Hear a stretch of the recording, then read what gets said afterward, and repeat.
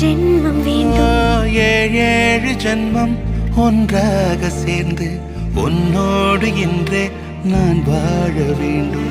காலம்